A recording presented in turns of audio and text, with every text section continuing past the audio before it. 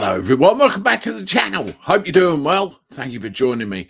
Apologies for the delay with this one. I have been on the road, and if anyone has been reading the news today, the M25 has been a bit of a nightmare. But here I am to discuss what happened, or the breaking news earlier, with regard to Rupert Lowe.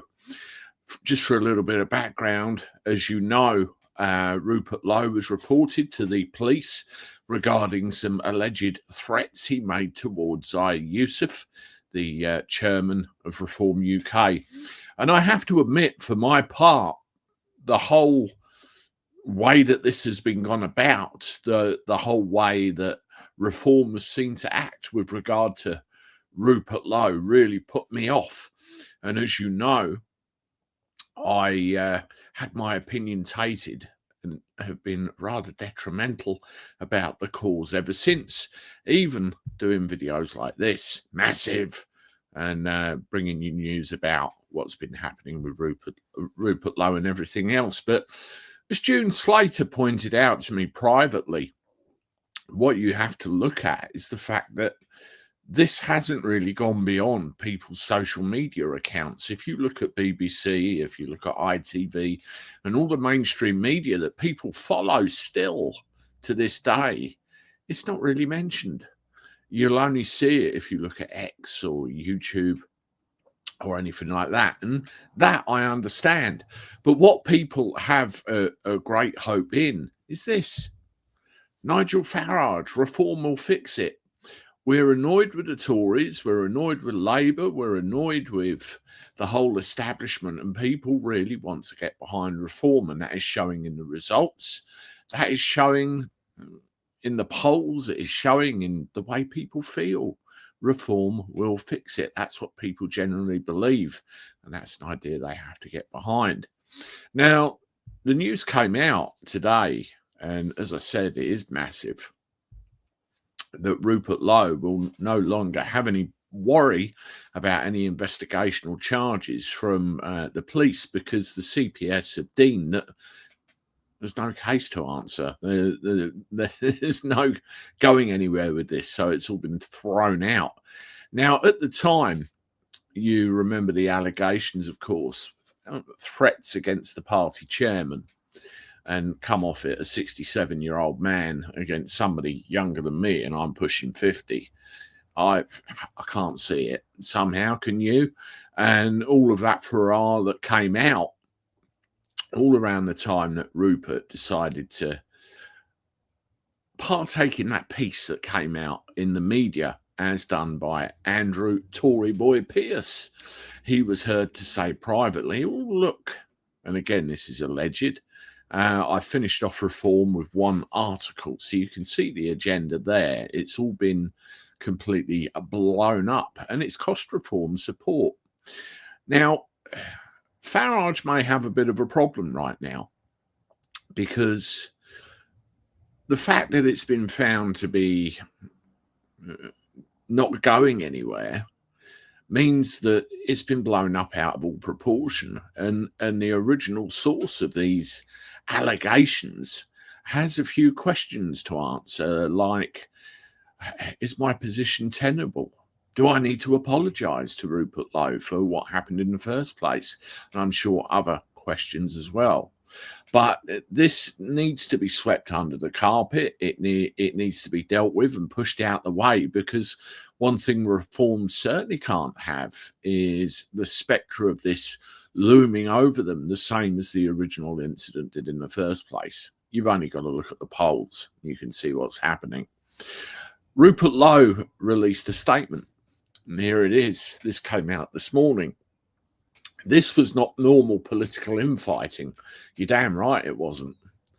It was a sinister attempt to weaponize the criminal justice system against me, putting not just my political future, but my liberty at risk, all because I dared to raise constructive criticisms of Nigel Farage, stood firm on deporting illegal migrants, and pushed for Reform to be run democratically, not as a vehicle to stroke one man's ego. Now, at the end of the day, if you come here illegally And particularly if you commit a crime while you're here illegally, you should no longer be here. I actually met somebody from Border Force this morning and had a very interesting discussion with them about the do's and don'ts. Very enlightening. How did Reform respond? With a brutal smear campaign for the sin of asking legitimate questions about the party's direction, policies, and leadership. I was vilified and targeted. Well, it was done publicly in a newspaper article, wasn't it? But Rupert, of his own admission, again publicly, said that he tried repeatedly to, raise these concerns with Nigel to no avail. So it ended up in the paper. And this is the thing that I talk about very regularly with the mainstream media, how they weaponize responses to things. It's interesting. I'm ashamed to have shared a parliamentary platform with them, ashamed to have trusted them, ashamed to have called them friends. Farage is no leader. He's a coward and a viper. I feel deeply embarrassed that I ever thought he was the man to lead. You ever been stabbed in the back by a friend? Someone you believe in or believe in the cause, and you find out later that you shouldn't have even gone there. Yeah, it's not a nice feeling, trust me. People experience it all the time. It's my view that the police process was weaponized to silence a party colleague who raised reasonable concerns. If Farage was ever to control the vast power of the British state, I believe he would not hesitate to do to his adversaries what they have tried to do to me. With real power, I fear he would wield that immense responsibility to crush dissent, as he has done time and time again over the years.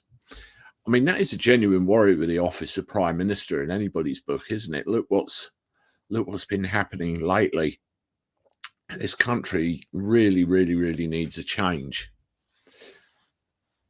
Smearing my innocent staff in a pathetic attempt to attack me was disgusting, alongside briefings to journalists from senior Reform figures suggesting I had dementia. The lowest, vilest tactic I've seen in my 67 years. They're not fit to lead. They're not fit to be MPs. Please listen to me when I say this. For the good of our country, Nigel Farage must never be Prime Minister. I'll be honest with you. I'm glad Reform is doing well. I really am pleased that they're riding so high in the polls, and it's something somebody can get behind.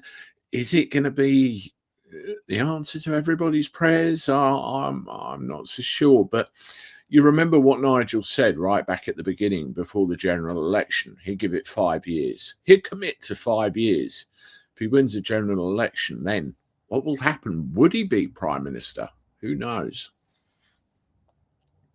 To the millions of decent Reform supporters, you must do what you believe is right. I personally could not remain in an organisation led by such men. They do not deserve your support, your time, your energy, your money, or your vote. Again, that's how he feels, and he's being public about it, isn't he? But he said at the end of the day, you've got to do what you feel here. You've got to go with your gut, and a lot of people and their gut has gone with Reform. And look what's happening. Look at the effect it's having. It's a bit pragmatic. There will very soon be an alternative to the rotten leadership of Reform. And to those of you who have supported me during this incredibly difficult time, thank you. I've been touched by your messages of kindness. Without your support and without my social media platforms, I would have been buried by their smears. I truly mean it. Thank you.